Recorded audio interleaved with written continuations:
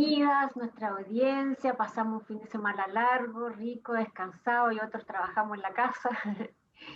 Queremos abrazarlos, darles muchas gracias por la sintonía. Queremos agradecer especialmente a Mariana Neff, Isabel Mejías, a Soledad Astudillo, Eliana Carrasco, que nos está escuchando de Puerto Montt, Elisa Acevedo Ábalos, Ica, Sosa Román y los colaboradores del Senama, que ella siempre les manda los cuentos de Arica hacia Puerto Montt. Hoy día siempre está con nosotros ahora Gabriela Ose, que ya la habíamos presentado la semana pasada, y con nuestra querida Trini y Alejandro.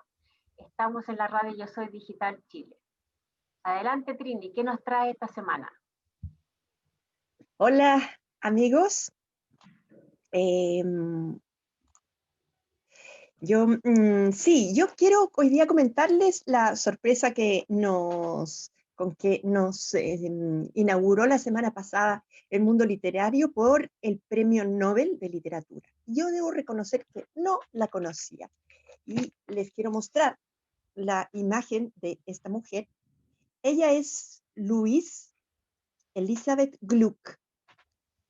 Ella fue conmemorada con el Premio Nobel de Literatura. Ella es poetisa norteamericana nacida en 1943. Hoy día ella tiene 77 años. Yo me he dedicado, afortunadamente me regalaron un libro y la he estado leyendo harto y reconozco que no la conocía y me ha gustado mucho. Yo creo que ella es muy intimista. Ella recoge con esa sencillez mucho contenido espiritual. Hay mucho sufrimiento en su poesía, pero algo más de ella, sí. Su primer libro lo publicó en 1968. También era una antología de poesía y ganó el premio Pulitzer pocos años después por su obra de Wild Iris. En uno de sus poemas, que se llama Confesión, ella expresa: decir que no temo a nada sería faltar a la verdad. La enfermedad y la humillación me aterrorizan. Tengo sueños como cualquiera, pero aprendí a ocultarlos para protegerme. La felicidad atrae a las furias. En otro poema, que se llama Octubre, agradece la posibilidad de aferrarse a algo, de poder escudarse del mundo con un libro. La belleza puede sanarnos y un poema nos dice que estamos solos. Revela un sentimiento muy hondo primero que nada, de protección, pero también de libertad. Yo siento mucho ese espíritu. Hay otro poema que quiero leerlo entero, que se llama Nieve, para que se fijen en el sentido cinético que tiene, de captar también las sensaciones que provoca la nieve. Nieve, finales de diciembre. Mi padre y yo vamos a Nueva York, al circo. Él me lleva en sus hombros contra el viento cortante. Trozos de papel blanco flotan sobre las vías del ferrocarril. A mi padre le gustaba quedarse así, de pie, cargar conmigo para no verme. Me recuerdo mirando fijamente hacia adelante al mundo que mi padre veía. Estaba aprendiendo a absorber su vacío, la nieve espesa que no caía y se quedaba girando a nuestro alrededor. La presencia de los padres es muy recurrente, pero tiene ella esa sencillez de captar lo cotidiano, pero captarla con un sentido de profundidad. Hay que seguir leyéndola para ir conociéndola, pero ella es muy cotidiana también, ¿eh? Habla con un lenguaje muy realista y muy propio de esta generación, sin recargas, sin mucha pomposidad, no, tal como viene, austera. Bueno, con ella quería partir. Hay mucha literatura de ella. Yo creo que ahora en estos días va a empezar a salir mucha más. Pero el Nobel, a veces el premio Nobel nos hace descubrir personajes que son anónimos. Y en este caso creo que Luis Gluck, sí, las librerías la comenzarán a distribuir un poco para que la conozcamos más. Pero me da gusto que la poesía esta vez haya sido premiada. En fin, y para seguir hablando de Nobeles, les traje en esta oportunidad a otro gran Nobel oriental, que posiblemente lo conocen por sus novelas, Lo bello y lo triste. En este caso escogí un, un relato, un cuento de Yasunari Kawabata. Él es premio Nobel 1968. Él nació el año 1899, ya cumplió su siglo, pero vivió bastantes años. Era un hombre que a los 10 años, a los 4 años, ya queda huérfano de padre y madre. Imagínense lo que significa este arranque de vida, ¿no? Y tenía varios hermanos, pero fueron separados. Y después de 10 años vuelve a ver a su hermana chica. Y un año después ella muere. Ahí aparecen ya las muertes, las pérdidas. Se va a vivir con los abuelos a quienes él amaba. Y cuando en 1906, o sea, teniendo 7 años, parte su abuela. Y 1914, cuando él tenía 15 años, muere el abuelo. Por tanto, desde chico ya empezó a vivir esos años de pérdida, que es una temática, un leitmotiv que tiene este hombre permanentemente en su narrativa. 1968, o sea, a los 69 años, él recibe el premio Nobel. Tiene bellísima escritura, una narrativa muy japonesa, pero en este caso quiero que lo conozcamos más a través de un cuento que se llama Un pueblo llamado Yumiura. Y voy con él, voy a, como otras veces, ir releyendo algunos párrafos para que vayamos comprendiendo la trama. Es largo, pero como en otras oportunidades voy a tratar de hacerlo corto. Un pueblo llamado Yumiura. Su hija Tagi vino a avisar que había llegado una visita, una mujer que decía haberlo conocido 30 años antes en el pueblo de Yumiura.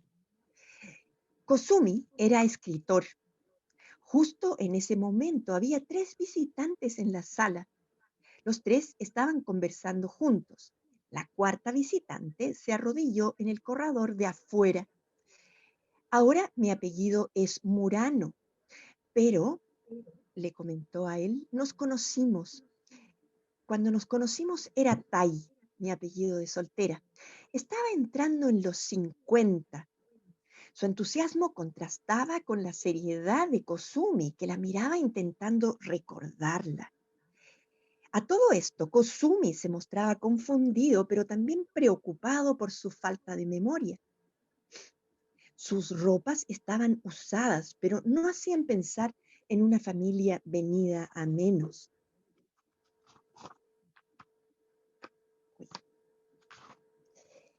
Si eso había ocurrido 30 años atrás, tenía entonces él 24 o 25 años. Todavía no estaba casado. Usted estaba en ese momento con los profesores Kida y Akiwama. Ambos ya están muertos. Por aquella época, Kosumi comenzaba su carrera. Evocó nítidamente los rostros benévolos de Kida y Akiyama y recordó los innumerables favores que le hicieron. Yo acababa de hacerme cortar el pelo. ¿Recuerda que le dije que me sentía avergonzada? Iba a salir el nuevo periódico en el pueblo y decidí dejarme el pelo corto para volverme reportera. De regreso, usted me acompañó a mi habitación. Los otros 3 visitantes estaban callados. No he podido olvidar los atardeceres de Yumiura. Había allí un barquito del festival adornado con una bandera del que salía una música de flauta y tambores y había un niño en el bote. Desde que mi esposo y yo nos casamos, mi memoria parece haberse deteriorado lamentablemente. Tal vez no exista una felicidad tal que nos lleve a decidir no olvidar. Las personas que además de felices están ocupadas como usted, no tienen tiempo libre para ponerse a recordar tonterías del pasado. Tal vez no lo necesitan, pero para mí Yumiura ha sido toda mi vida un pueblo especial. ¿Estuvo mucho tiempo en Yumiura?, preguntó Kosumi. No, casi medio año.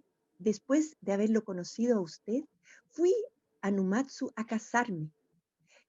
Así que solo estuve 7 meses en Yumiura. Antes se podía vivir muy bien como sacerdote shintoísta. Después de la guerra, sin embargo, día a día le es más difícil conseguir dinero. Tanto mi hijo como mi hija me apoyan, pero pelean con su padre por cualquier cosa. Mi marido está en problemas por haber vendido sin consultar 10 cedros que había en la parte de atrás del templo. Me vine a Tokio huyendo de eso. En el templete del camino que bajaba la ladera de Yumiura, había muchos niños y usted sugirió que siguiéramos adelante sin detenernos. Lo irritaba no poder entrar con la mujer en la misma región del mundo de sus reminiscencias. Le era usual sostener una larga conversación con alguien cuya cara le resultaba familiar sin recordar su nombre. A la ansiedad de esos momentos se venía a sumar el miedo. Usted solo pasó por allí una vez y desde entonces han transcurrido más de 30 años sin vernos. No podía recordar nada de esa habitación. Le pido excusas por haberlo visitado tan de improviso. Fue quizá grosero de mi parte, dijo la mujer a modo de despedida. Durante largo tiempo sé verlo, visitarlo de nuevo. Hay muchas cosas que me gustaría conversar con usted. Tenía la actitud corporal de una mujer que está al frente de un hombre que ha tenido en sus brazos. La niña que salió a recibirme era su hija. Así es. Siento no haber visto a su esposa. Me pidió que me casara con usted en mi propio cuarto. Propio cuarto, ¿lo recuerda? En aquella época yo ya estaba comprometida con mi actual esposo. Eso le dije, me negué, pero más que sorprendente, le resultó ridículo. Estos son mis hijos, se los mostró. Algún día le voy a traer a mi hija y si le gusta podrá ver cómo era yo en aquel tiempo, dijo con lágrimas mezcladas en la voz. Les he contado los detalles de lo que pasó con usted. Lo saben todo. Hablan de usted como si se tratara de algún ser querido. Después, las náuseas se calmaban y cuando el niño comenzaba a moverse, me daba por cavilar si no sería suyo. Los 3 visitantes le ayudaron a buscar, pero en ningún lugar de Kyushu encontraron un pueblo llamado Yumiura. Ya la mujer se había ido. Los 3 visitantes expusieron por turno su opinión sobre las ilusiones o fantasías de la mujer y se echaron a reír. Concluyeron que evidentemente estaba loca. Kosumi, sin embargo, pensaba que él también debería estar loco. Después de su muerte, la visitante de hoy iba a pensar que Kosumi le había propuesto matrimonio en Yumiura. Para él no había diferencia entre uno y otro caso. Esto fue publicado en 1958 en un libro que se llama Primera nieve en el monte Fuji. La verdad que es un cuento curioso, sorprendente. Yo quiero saber también después qué opinan ustedes. Pero un comentario relacionado con el cuento, la verdad que es un cuento mágico. Imagínense ustedes que les ocurriera un caso así, que de pronto se presentan ante ustedes una persona que ustedes no conocen ni recuerdan y de pronto les revela una historia que para ella ha sido real y que está relacionada con nosotros. y que en este caso, tal como lo cuenta este relato, le da a entender que él ha sido muy importante en la vida de ella y que incluso tendría la posibilidad de haber tenido juntos un hijo. Él no recuerda nada, no la recuerda a ella, no recuerda el lugar, a tal punto que incluso los tres personajes que están junto en la sala esperando y que han escuchado la conversación, tratan de descubrir el lugar, ni siquiera existe, y llegan a la conclusión de que ella está loca, pero ella le revela un episodio vital para ella y para los dos. Y él de pronto tiene una serie de sentimientos. Primero, lo angustia el no poder recordarlo con la misma clarividencia con que lo recuerda ella, pero de pronto le hace sospechar que pudiera ser cierto y que esto pudo haber pasado sin que a él se le hubiera grabado nunca. Tendría que haber conocido quizás a la hija para darse cuenta si efectivamente su cara le recordaba a ella. Pero ¿es posible que nos sucedan estas cosas a nosotros? Que de pronto, sorpresivamente, nos sorprendan con una historia en la que nosotros hemos sido protagonistas y que le hemos marcado además el destino de su vida. Piensen que esta mujer después de 30 años lo va a ver, por algo lo va a ver, porque no solamente el espacio que pudieron haber compartido, quizás, Yumiura le dice algo, sino porque ella ha vivido allí, sino porque esta historia la ha acompañado siempre. Yo lo encuentro de una poesía, la encuentro de un sentido único. No sé qué me dicen ustedes con relación a lo que les produjo esta lectura. Los escucho. Dale, Gaby, cuéntanos. Yo veo acá un cuento donde está retratada la memoria y el olvido. Ahora, en el caso de ella, lo vivió con intensidad emocional, con sentido. Para ella fue un episodio muy importante y eso tiene que ver con que todo lo que nosotros vivimos con fuerte emoción, ya sea positivo o negativo, se nos queda grabado y se nos queda grabado como se le quedó a ella, con unos detalles insólitos, cómo se refiere a esa tarde o a ese momento que compartió con este hombre. Y pasó a ser parte de su biografía. Y por otro lado, me deja la impresión de que en ella hay como una idealización de ese tiempo vivido, porque su hoy no es muy feliz. Por lo tanto, ella hace uso de estos recuerdos como tal vez un paliativo a su vida de hoy, lo que también todos hacemos. O sea, en el fondo lo que aquí pasa son sucesos humanos que a todos nos acontece. Y haberlo vivido con emoción, con sentido, es tan importante que un autor que estudió la memoria, que es como un referente de fines del siglo XIX, para estudiar la memoria, cómo procedía, creó un método de sílabas sin sentido. Porque si él le ponía sentido, iba a afectar necesariamente el recuerdo de los sujetos experimentales.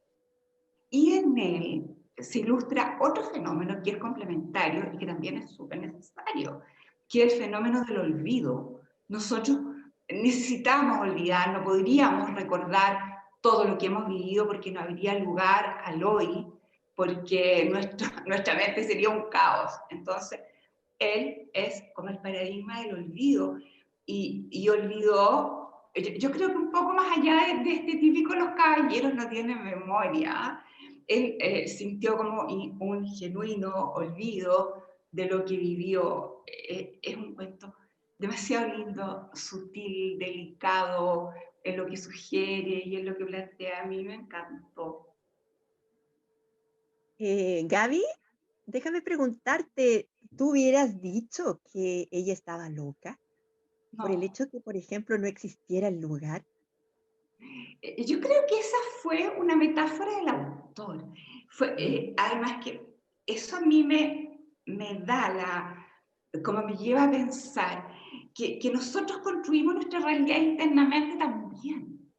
Es como que no hay una realidad común, objetiva para todas las personas, sino que de acuerdo a nuestro recuerdo, a nuestra memoria, a nuestros olvidos, vivimos distintas realidades.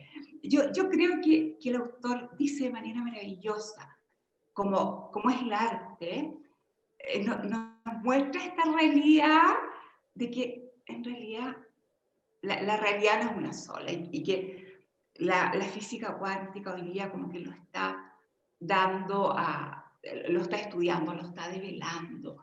Y yo como que no creo que ella esté loca porque me da la impresión que fueron hechos vividos, tremendamente vividos. O sea, ¿quién va a inventar que el hijo podría ser de otro caballero? Es como que prefiero quedarme con esta maravilla que nos muestra el autor, con la luz del arte, ¿eh? De que nuestra realidad no es la misma para todos.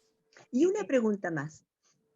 ¿Crees tú que en este caso este hombre pudo haber sido un mujeriego terrible y que esta es una de las tantas historias que vivió y que incluso en más de algún caso, más de alguna mujer le pudo haber ofrecido matrimonio y que como eran tantas las situaciones que había vivido amorosas, bueno, esta obviamente que pasó al olvido? Es una posibilidad. Es una posibilidad, de todas maneras. O sea, si tú te fijas, el personaje masculino está un poco más velado, como que no queda tan claro. Yo en algún minuto pensé, este señor está tratando de olvidarlo, ¿ah? No le conviene acordarse. Pero hay ciertas frases que te llevan a pensar que él genuinamente olvidó, porque como que le venían algunas reminiscencias, como que trataba de acordarse, pero no lo logró. Por alguna razón, pienso que olvidó. Genial tu interpretación. Alejandro, Cecilia. Vamos a saludar a José Valenzuela, que se incorporó ahora aquí, estaba en su trabajo, así que, José, ¿leyó el cuento o prefiero opinar al final? ¿Cómo están todos? Muy buenos días. Hola, hola. Quisiera, antes de Hola, comenzar, José. ofrecerle una disculpa a todo el panel por mi atraso, pero involuntariamente tuve que atender un tema de trabajo y no pude contestar al momento de que estaban partiendo, pero me uno a la conversación, contento, feliz de poder compartir un ratito con ustedes y quizás al final, para no seguir interrumpiendo, digamos, el ritmo que tienen en este minuto, hago mi comentario acerca del cuento de lo que alcanza a leer, digamos, en el link. ¿Mm? ¿Sí? Adelante, José, a ver, ¿qué nos quieres comentar? Ah, bueno, si lo quiere que lo haga de inmediato. Por si acaso, si te llaman del trabajo, es mejor, Ah. nos Sí, aseguramos. mejor asegurarse. Dice. No, bueno, ya. Bueno, lo que leí acerca del cuento es bastante entretenido. ¿Eh? Esta mujer con esta obsesión de poder hacer recordarle a este señor los lugares y donde compartieron una infinidad de cosas a un nivel con detalles, pero maravilloso. Tiene, tiene mucho detalle ella de los recuerdos, cómo lo enfrenta y cómo lo aborda. Sin embargo, lamentablemente este señor parece que sufre de amnesia y no recuerda nada, no se acuerda absolutamente nada. Sin embargo, a la postre, el cuento es muy fascinante porque muestra, digamos, dos cosas.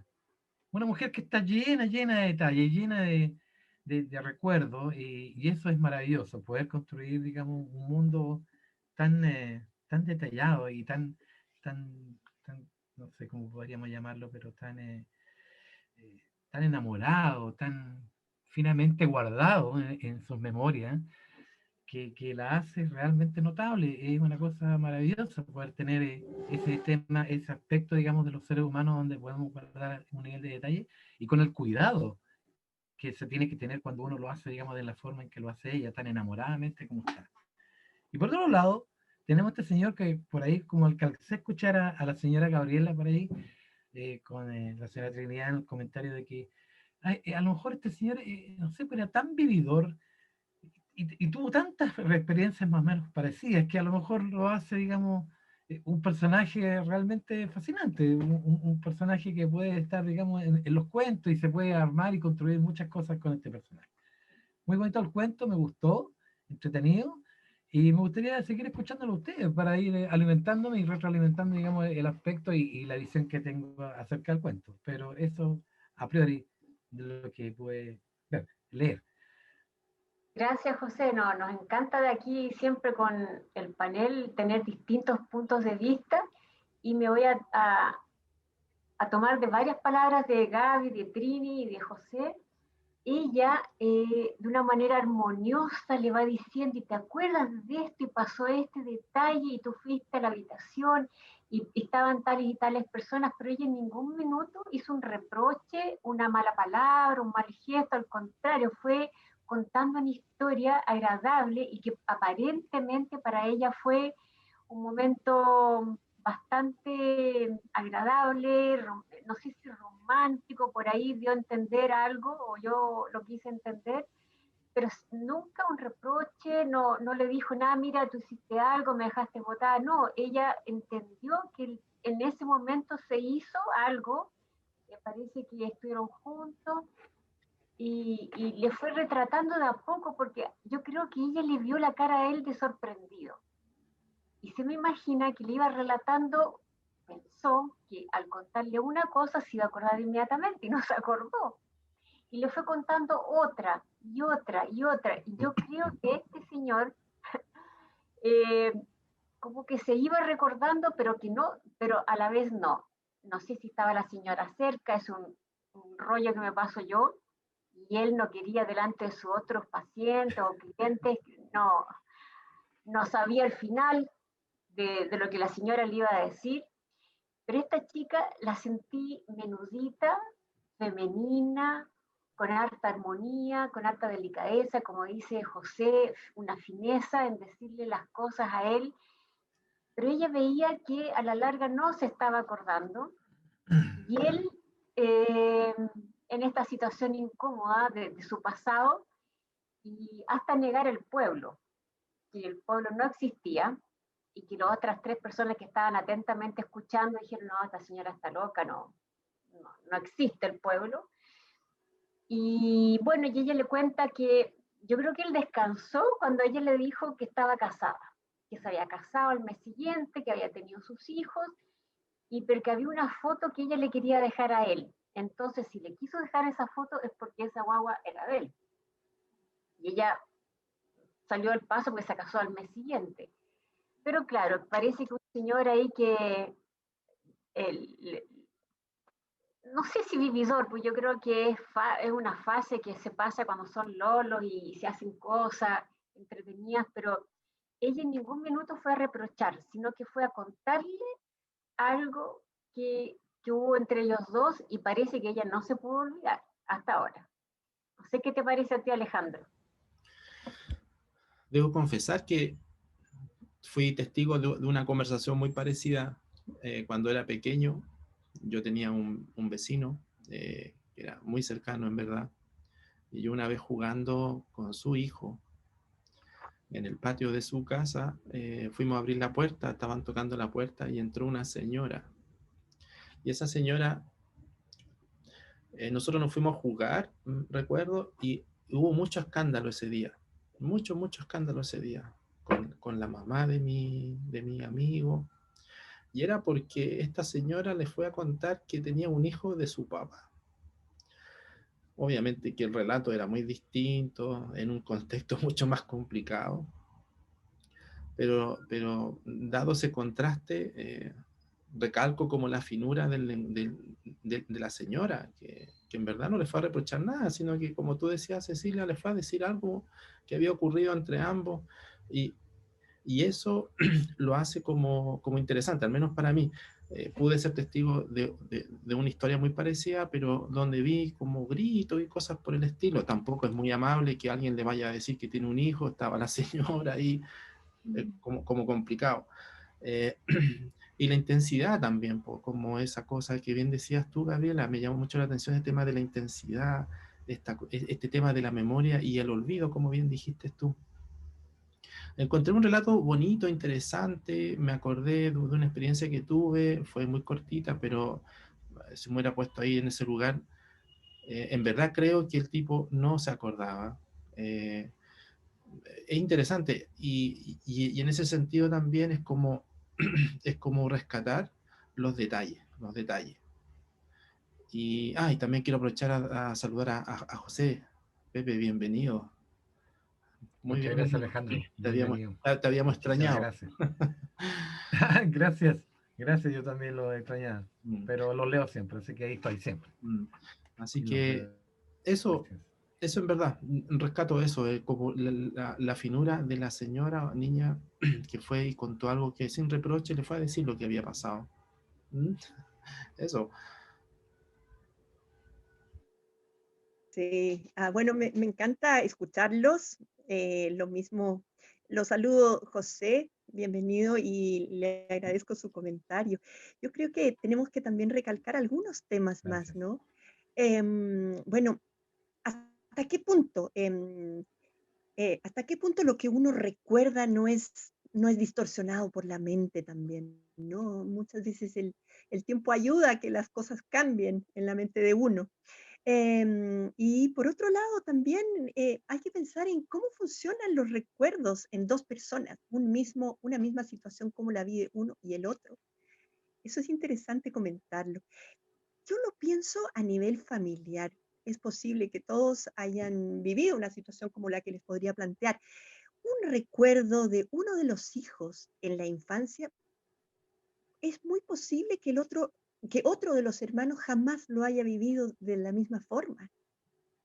Pasa tantas veces que de pronto un hijo reprocha una actitud del padre en su comportamiento en la historia familiar y los otros jamás hayan interpretado esa conducta de esa forma. Simplemente que la sensibilidad de un hijo o de uno de los hermanos es tan distinta a la de otros. Claro. Esto pasa mucho. Hay hijos que recuerdan a su padre como un ser iracundo, incluso con un hombre como apegado al trago. Y los otros hermanos jamás tuvieron esa visión de su padre. Entonces son tan antagónicas las interpretaciones que puede darse, ¿no? Y comentarles cómo a través de este cuento, que es oriental, pero que es humano, es parte de la existencia del hombre, bueno, Yasunari Kawabata lo relata con una sutileza, con un espíritu sensitivo muy especial, pero además mostrándonos la levedad de los recuerdos, ¿no? Y la levedad del ser. No sé qué dices tú, Gabriela. Oye, totalmente de acuerdo contigo, Trini. Nosotros somos muy activos frente a la realidad, hasta para construir recuerdos, tal como tú dices. Yo tengo una hermana que es muy cercana a mí, tenemos muy poca diferencia de edad. Oye, y de repente me recuerda así cosas triviales. ¿Y te acuerdas cuándo? No, para nada. O sea, y al revés, yo me acuerdo de cosas que ella no se acuerda y ella de cosas que yo no me acuerdo.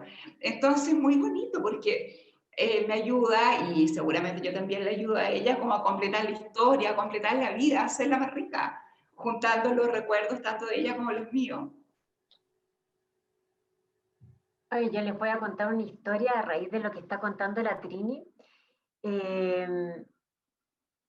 Un pololo que siempre me buscaba y yo no quería pololear con él porque era el típico pololo que el papá decía, este es tu pololo y tiene que ser un buen futuro, mi mamá. Pero mi papá decía, no, no quiero que te cases con él a pesar de que era un muy buen partido. Bueno, y un día pololeamos un día nomás. Y al día siguiente para mí ya no era mi pololo. Y según él, yo al día siguiente lo llamé, implorando verlo, pero chiqui, no me puedo acordar de eso. Cuando yo le dije, no me puedo acordar que te imploré llamándote para que pololeáramos, no me puedo acordar. Yo pienso que este cuento me llevó a esa realidad de que yo a lo mejor debería haber sido más fina. Y al revés, sí, me acuerdo, pero no me puedo acordar. Obviamente esto me lo dijo hace muchos años atrás, han pasado unos 5 o 6 años que él me dijo eso, pero yo no me, realmente ha sido muy doloroso porque él se acordaba con tantos detalles que yo le había rogado y la verdad estoy casi segura que no lo hice, un 99,9, porque no me gustaba. Entonces, yo no sé si él se imaginó este cuento, que yo lo llamé o él soñó, pero yo no lo llamé. No sé. Cecilia, creo que lo tenemos que confrontar y invitarlo a la radio.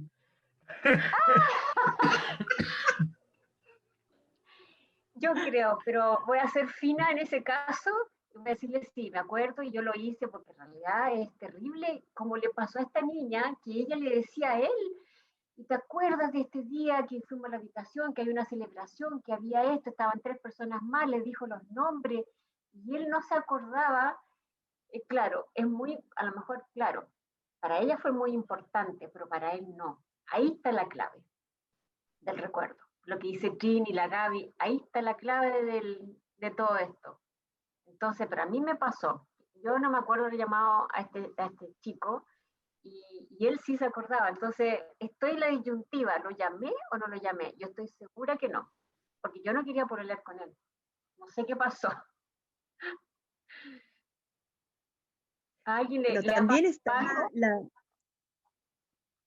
perdón, no, que simplemente decirles que también está el recuerdo masculino y el recuerdo femenino, ¿no? La sensibilidad de ambos que puede ser distinta también.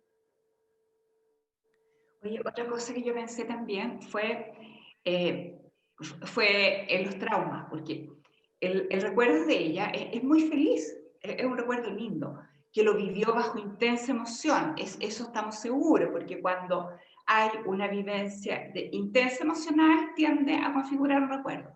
Y en este caso fue la emoción linda, rica, el enamoramiento, no sé qué otra emoción podía haber estado ahí, pero también nos ocurren los traumas, cuando vivimos un hecho muy triste, muy estresante, muy duro, también queda fácilmente en la memoria. Es verdad, es verdad. Bueno, sí, los invito a que vayamos cerrando porque Trini tiene que hacer, José también tiene que hacer, pero si José quiere dar unas últimas palabritas. Bueno, ¿qué podría agregar yo? Está todo dicho, pero sin embargo, igual, una pequeña reflexión acerca del cuento. La descripción del cuento, hay pasajes que son detalladamente eh, escritos, mostrados al lector. Y en esa muestra entra en una mecánica, digamos, del lenguaje que me gusta mucho, que es la descripción, digamos, utilizando, digamos, lo que más se pueda, atrayendo la imagen del cuento hasta uno, haciéndolo lo más real posible. Y yo me quedo con una frase que anoté el día de ayer, en la tarde, cuando estuve repasando el cuento, que le dice al Señor, ¿te acuerdas de aquel día la bóveda del cielo con las nubes revueltas se veía más baja? Es cuando le está diciendo que hasta en el atardecer de ese atardecer rojo le había de alguna forma tocado el cuello, acercado al cuello, alguna cosa así decía en esa parte. Pero me quedo con la construcción del autor, en este caso, digamos, utilizando la figura literaria, digamos, como una forma de mostrar al lector un fiel recuerdo, un fiel cuento, un cuento real. Y eso lo hace maravilloso. Eso me encanta mucho porque acerca al lector, digamos, de una forma muy sutil. Uno se va entrando y va quedándose en la frase, en la construcción, digamos, de- del cuento. Así que esa es mi reflexión. Muy bonito el cuento. Lamentablemente llega atrasado, digamos, pero aquí estamos. Así que muchas gracias al panel, a todos. Eso. Gracias a ti, José, muchas gracias. Gracias, Cecilia. Gavita, ¿quieres despedirte ya del programa?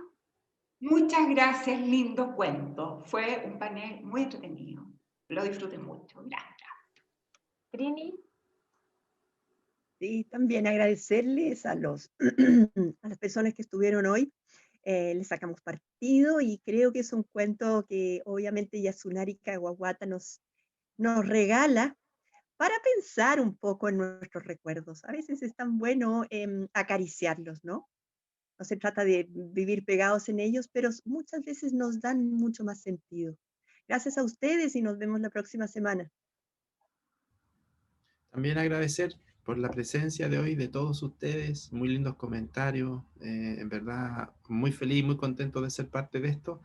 Un abrazo para ti, Pepe, te esperamos Gracias, Alejandro. pronto también, a Gabriela también por Muchas sus gracias. comentarios tan lúcidos, por Trini, por sus cuentos tan acertados y por ti, Ceci, que tengan una muy feliz semana.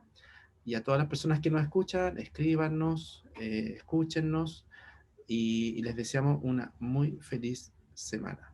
Un abrazo a todos. Gracias, Alejandro. Yo me despido de todos, gracias a Gaby, gracias a José, porque nos dan otro prisma de los comentarios, nos salimos un poco de los comentarios que nosotros siempre hacemos, es algo novedoso. Y gracias a Trini por traernos al premio Nobel, a Luis Lac, que es una persona de 77 años. Nos invitamos a buscarla por ahí en las librerías o en internet, porque es interesante que se lo hayan dado a una mujer de esa edad y nos enriquecen cada día más los premios. Y este cuento que me hizo recordar ese pasaje de mi vida, así que la Trini nos embauca de repente con algunas cositas entretenidas.